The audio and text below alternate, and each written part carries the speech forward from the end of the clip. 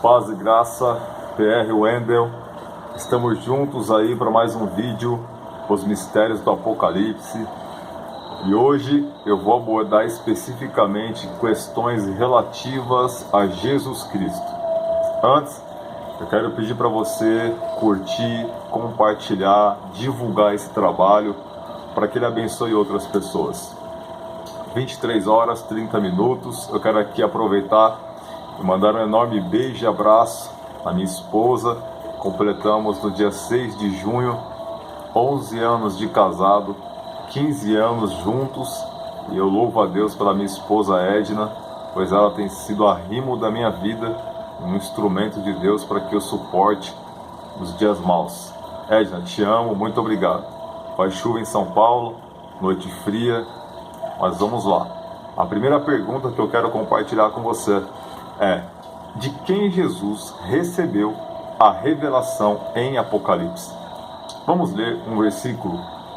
O capítulo 1 de Apocalipse e o versículo 1 diz assim: revelação de Jesus Cristo, a qual Deus lhe deu para mostrar aos seus servos as coisas que brevemente devem acontecer.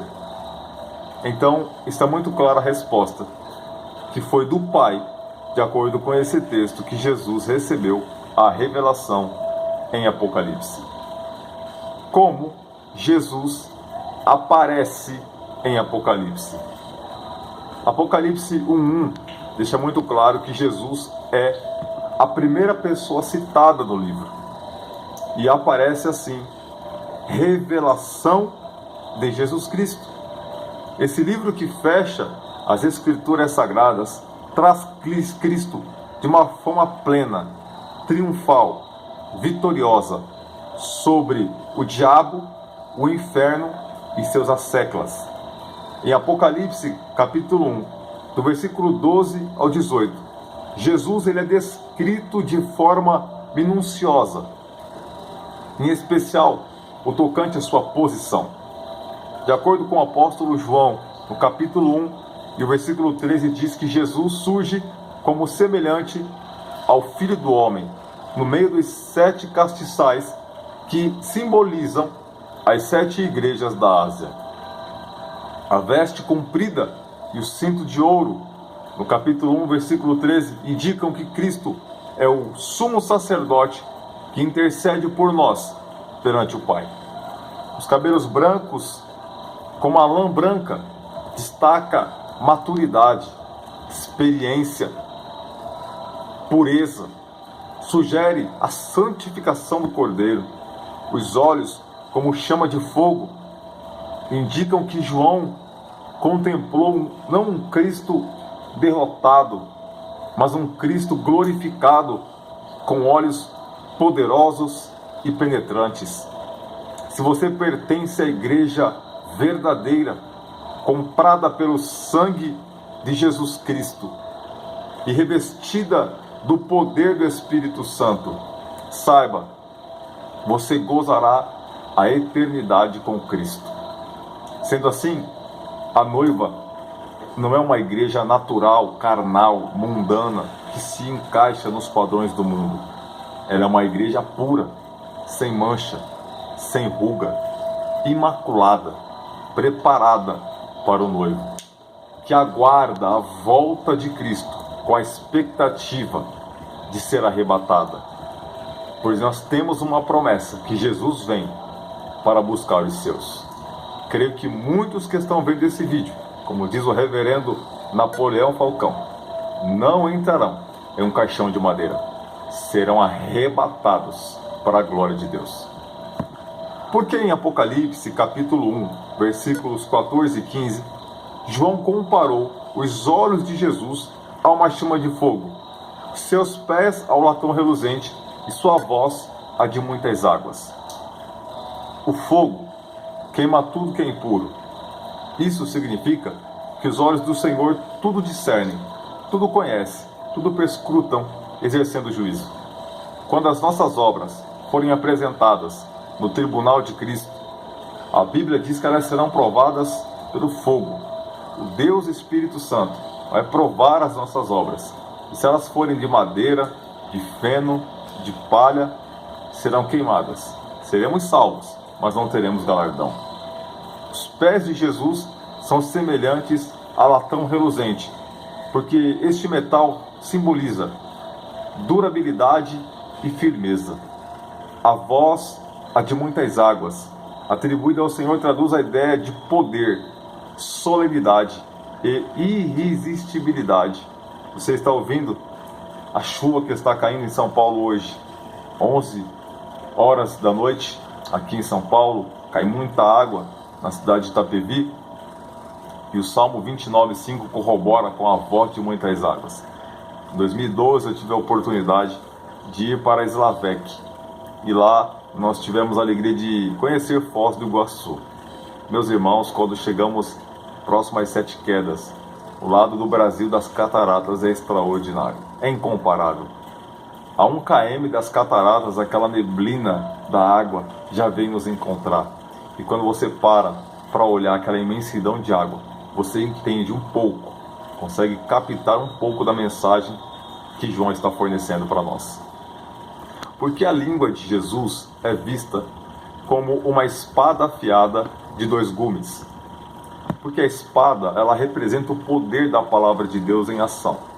Quando Jesus enfrentou Satanás no deserto, 40 dias depois de ter sido batizado, a Bíblia diz que ele usou a espada do Espírito, conforme em Mateus 4:4 diz: nem só de pão viverá o homem, mas de toda a palavra que sai da boca de Deus. O que é o testemunho de Jesus Cristo em Apocalipse? É o testemunho do Cordeiro de Deus, que deu a vida por nós, que derramou o seu sangue para nos redimir do pecado.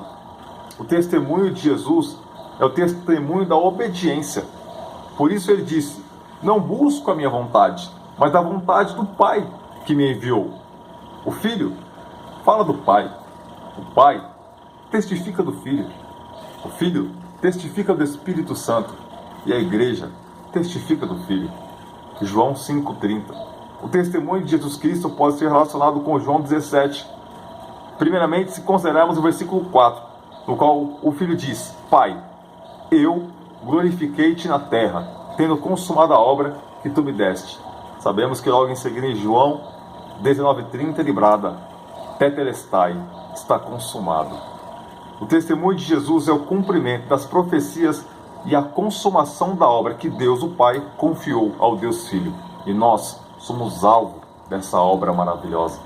Por isso, se você está aí, dê um brado de glória, digite aleluia, porque Deus nos salvou por amor e graça. O que alude à expressão Filho do Homem em Apocalipse, capítulo 1, versículo 13. Esse é um termo que aparece inúmeras vezes na Bíblia e principalmente no livro do Apocalipse. E faz referência, aponta para a natureza humana de Jesus, o qual, achado em forma de homem, humilhou-se a si mesmo, sendo obediente até a morte e morte de cruz. Filipenses 2:8. Lucas, quando escreve o Evangelho, ele recorre a essa tipologia, onde ele apresenta Jesus como homem perfeito. A maior prova de que Jesus foi humano foi quando ele foi tentado no Getsemane, por exemplo, onde ele foi pressionado dias antes de subir na cruz e se oferecer como um Cordeiro de Deus, que tira o pecado do mundo. Ele sentiu o pavor da morte e o aguilhão do pecado e clamou: Pai, se possível, passa de mim esse cálice. Todavia, não seja feita a minha vontade, mas a tua. Jesus não apenas estava pedindo a ideia do cálice ser passado, mas principalmente a ideia de ele estar longe do Pai. O ato de ele levar os nossos pecados e se fazer pecado por nós, houve um rompimento temporário com o Pai. O Pai não pôde olhar para o Filho virando a face na cruz. Então Jesus está falando deste cálice. Senhor, eu não quero passar pela ideia de ficar um minuto longe do Senhor, porque ele estava ali como um homem. Ele estava ali como um homem perfeito. O mesmo barco em que Jesus, ele acalmou a tempestade e acalmou o vento, ele dormiu de cansaço. Jesus tem a sua deidade, 100% Deus, 100% homem. É esse o Jesus que nós cremos que vem para arrebatar a sua igreja. Tanto é que no Getsemane, Jesus, como uma azeitona pressionada, seus vasos capilares se abriram e Jesus transpirava sangue. nós temos que entender que Jesus é 100% homem e 100% Deus. Esse termo, Filho do Homem, também é aplicado a outros profetas do Antigo Testamento, como por exemplo, Daniel, Ezequiel e tantos quantos a minha memória for lembrando, eu vou compartilhando com você. Porque Jesus é chamado a testemunha fiel em Apocalipse 1:5. Por quê? Porque ele foi fiel à missão que recebeu de Deus, sem nunca ter se esquivado do futuro que lhe estava reservado. Então Cristo foi fiel a cada lei de Deus, ele cumpriu todas as leis. Cristo atendeu todos os protocolos e padrões e tudo que a lei ela requeria de alguém, Jesus cumpriu. Ele fez com que a palavra de Deus empenhada em seu compromisso se cumprisse. Em Apocalipse 2:10, ele exorta os seus seguidores, ser fiel até a morte. Essa recomendação indica que nós temos que seguir o exemplo de Jesus. E quando nós comparecermos diante do tribunal, do justo juiz, nosso Salvador, ele vai demonstrar mais uma vez a sua fidelidade. É importante porque ele cumpriu a missão que lhe foi dada. Ele venceu até a morte. E nós temos que seguir este exemplo e ser fiel até a morte. Ele é a fiel testemunha, porque ele não mente, porque ele não falha, porque ele não erra. Ele foi fiel em todo o tempo, os testemunhos de Deus. O que significa a expressão o primogênito dos mortos em Apocalipse 1:5? Esse texto é maravilhoso. 1 Coríntios 15:20 diz: Cristo ressuscitou dos mortos e foi feito as primícias dos que dormem. Em outras palavras, ele foi a oferta perfeita. Deus e o primeiro humano a ser ressuscitado com um corpo glorificado, que herdará a eternidade. Os salvos que forem ressuscitados por Deus terão um corpo semelhante a este corpo glorioso do Senhor Jesus.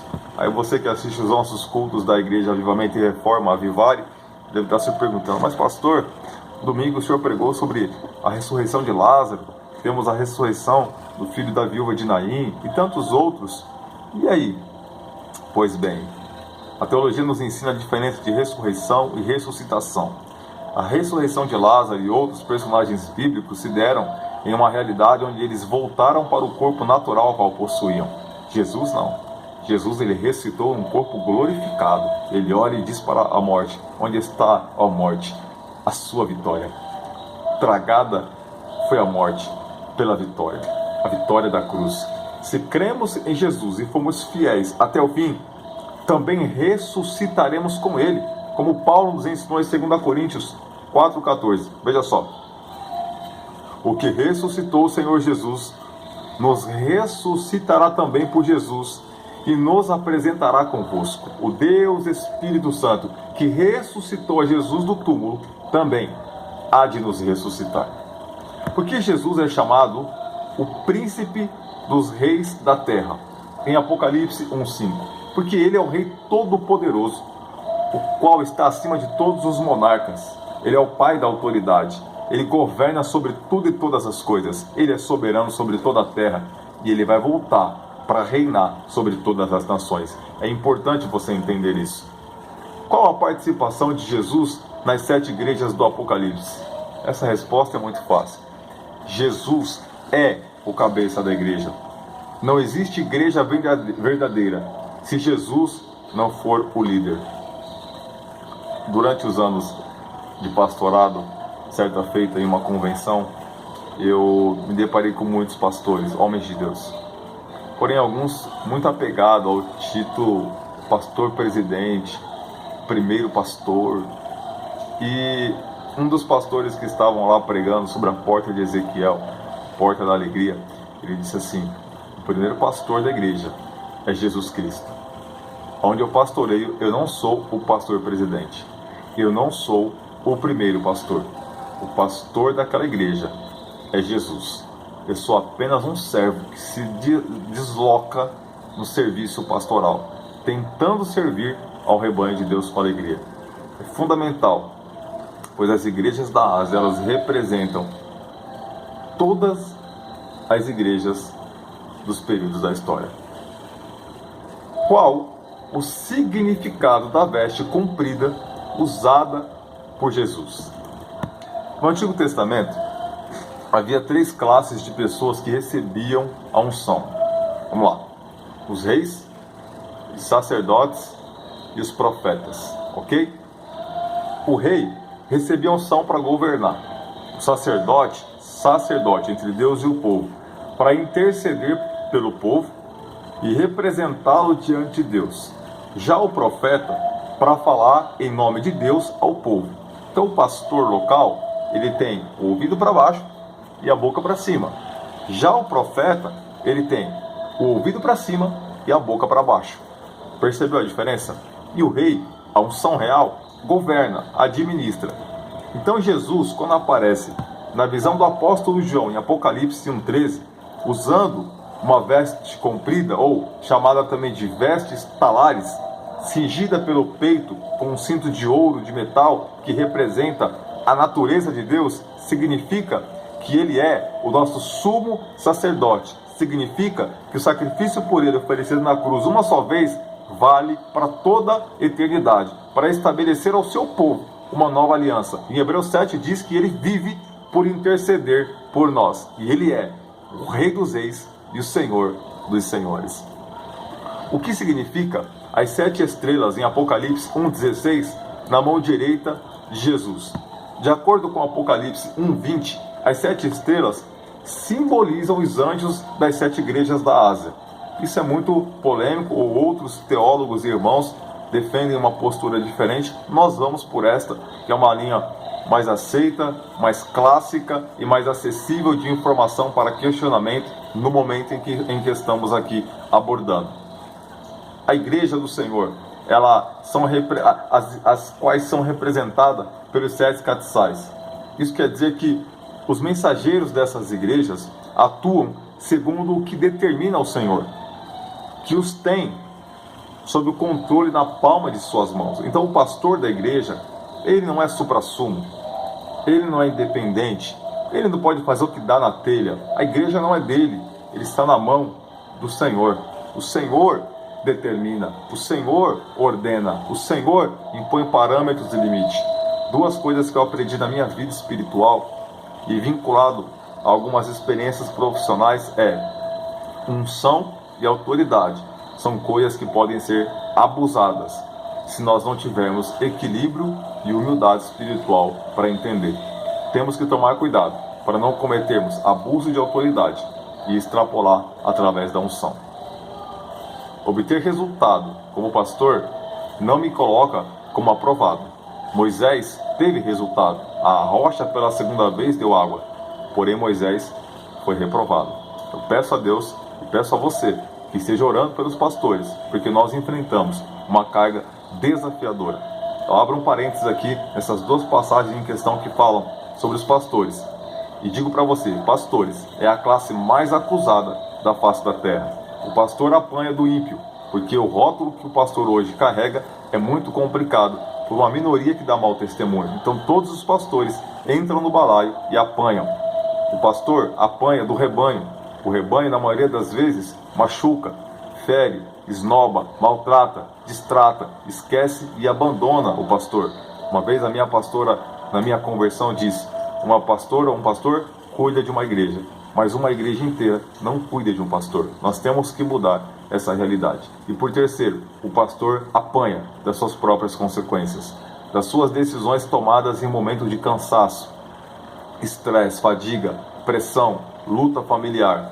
São situações complicadíssimas que só quem está na pele pode entender.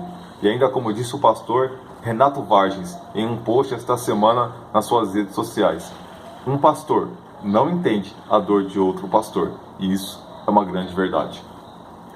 Porque as chaves da morte e do inferno em Apocalipse 1,18 estão nas mãos de Jesus. Na Bíblia, chave simboliza autoridade. Quando o prefeito, o governador vai inaugurar uma cidade, um município, tem a chave da cidade. Isso é uma coisa antiga e que hoje é um pouco abandonada.